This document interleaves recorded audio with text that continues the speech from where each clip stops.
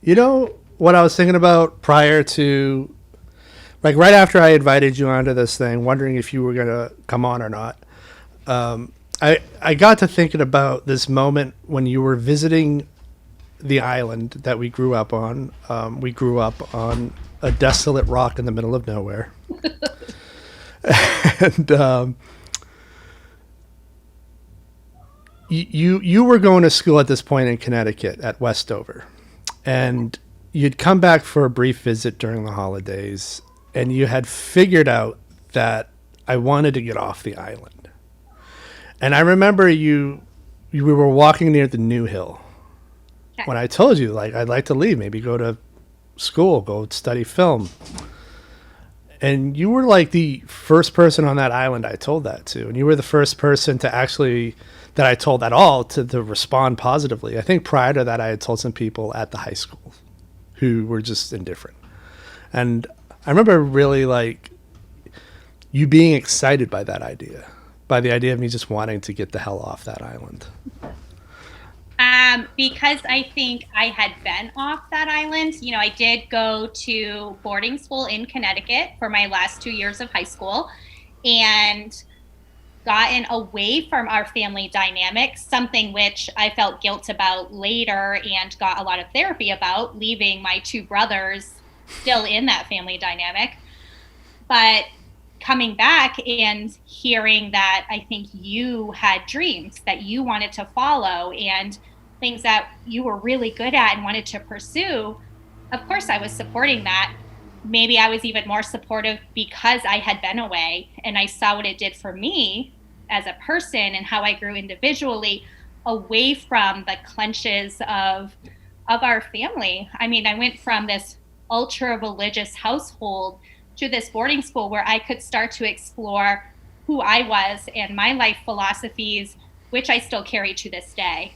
And that was a game changer. That was a game changer for me. And I'm happy to hear that was a game changer for you if I could come back and tell you, yes, go do that or be that positive support. I don't Yeah, remember that, but I'm glad you. yeah, it's a bit. That was to me like a big moment, and I think that's interesting. That I didn't expect you to remember it, to be honest. Um, but I have a bad memory, just so you know. it's okay. I don't have a good memory either. I like remember things as the start of chapters, but I don't remember the details of those chapters. It's like I can remember the first line of a chapter of a book I read, but that's about it. And Yeah, so this to me was like the first line.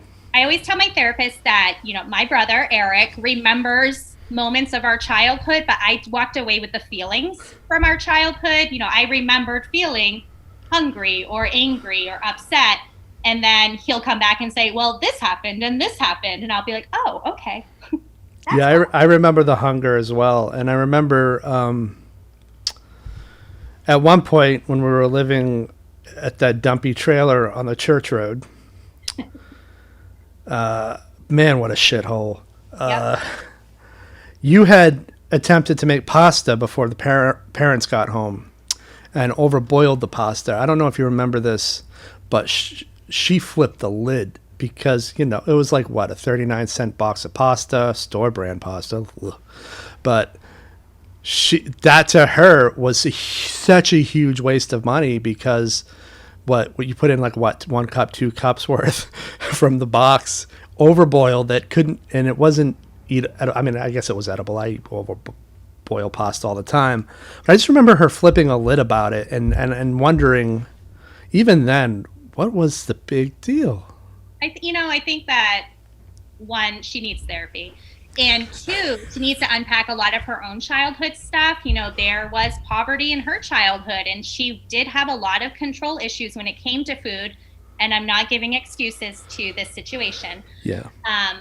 But as a result, now my children come upstairs to the kitchen and want something to eat. Every single time I will say yes. It doesn't matter if they've just eaten all the groceries I just bought, and now I have to go back out and buy them again.